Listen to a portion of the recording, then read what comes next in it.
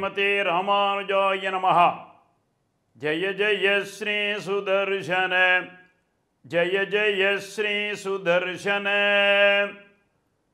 ஸ்ரீ கூரத்தாழ்வான் கூரநாராயண ஜீயர் சுவாமிகள் அருளிச் செய்ததான இந்த சுதர்சன சதகம் என்பதான ஒரு வைபவத்திலே இன்றைய தினம் எவ்வளவு செல்வம் இருந்தால் கூட அது ஆரோக்கியத்தோடு இருக்கக்கூடிய செல்வமாக இருந்தால்தான் நமக்கு நல்ல விதமான உபயோகத்திற்கு உபயோகப்படும். ஆகையினால் உங்களுக்கு அந்த செல்வம் எப்படி இருக்க வேண்டுமேயாகில் உங்களுக்கு கிடைத்தது சத்விநியோகமாக வேண்டும் என்று பிரார்த்திக்கிறார். யாருக்கு அந்த மாதிரி ஆயிற்று என்றால், கூரத்தாழ்வான் தன்னுடைய செல்வங்களை எல்லாம் அனுதினமும் ததியாராதனம் என்பதான ஒரு வியாஜத்தை கொண்டு எப்படியாக அனைவருக்கும் அன்னம் படைத்து வந்தாரோ அதைப்போல் உங்களுக்கும் அந்த செல்வம் கிடைத்தாலும், அது ஆயுள் ஆரோக்கியத்தோடு கிடைத்தாலும் அது சத்விநியோகமாக வேண்டும் என்பதாக இங்கே மங்களாசாசனம் செய்கிறாராம். தாரா சக்ராக்கியதார கணகணபதிதா வேத வித்யோ பிரச்சார பாராவாராம்புபூர பிருதுல பிதுருஷோ வித்துபாதோலயாத்ரா கோத்ராத்ரிஸ்போட சப்த பிரகடித வசுதா மண்டலீ சண்டயானாம் பந்தானம் வப்ரதிஸ்யாத் பிரசமன குஷலா பத்மநாமாத்மனீனம். பந்தானம் வப்ரதிஸ்யாத் என்பதான ஒரு சப்தத்தை இங்கே சொல்றார். அது எப்படி என்றால், இங்கே நமக்கு நடந்து செல்லும் பொழுது நாம் எங்கே எப்படியாக எந்த இடத்தில் நடந்து செல்கிறோம் என்று சொன்னாக்க, இப்போ பரமபதத்திற்கு நாம் வழிகாட்டியாக நாம் நடந்து செல்லும் பொழுது அங்கே வழித்துணையாக வருவது நாம் செய்த தர்மம் தான் என்று சொல்கிறார். அந்த தர்மமானது எப்படி இருக்க வேண்டும்?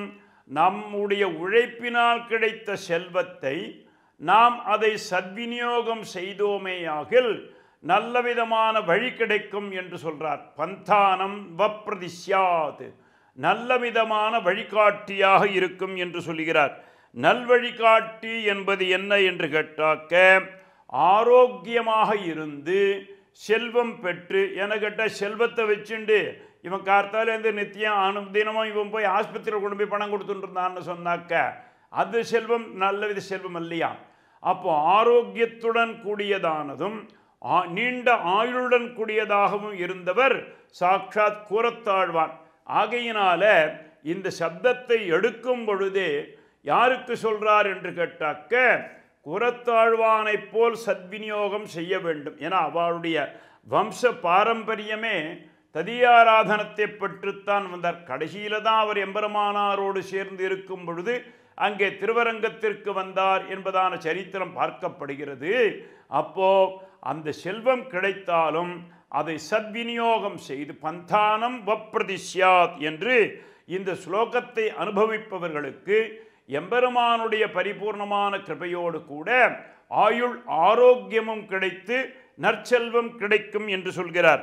தாரா சக்கரஸ்ய தாரா கணகன விததாத் வேதுதித்யோ பிரச்சார பாராவாராம்புபூரக்வதன பிசுனிதோ தாலபாதாலயாத்ரா கோத்ராத்ரிஸ்போட சப்த பிரகடித வசுதா மண்டலீ சண்டயானாம் பந்தானம் வப்ரதிஸ்யாத் பிரசமன குஷலா பத்மநாமாத்மனீனம்.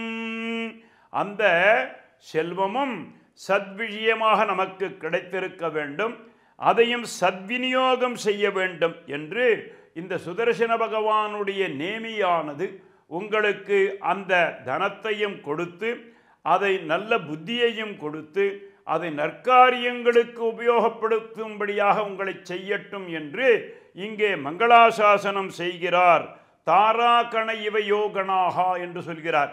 நட்சத்திர கூட்டங்கள் எப்படி ஆகாசத்தில் மண்டி கிடந்தால் எவ்வளவு சந்தோஷத்தை கொடுக்குமோ அவ்வளவு தனம் தானியம் என்பது எல்லாம் உங்களது இல்லத்திலே வந்து கொட்டி கிடக்கட்டும் மண்டி கிடக்கட்டும் என்று சொல்கிறார்.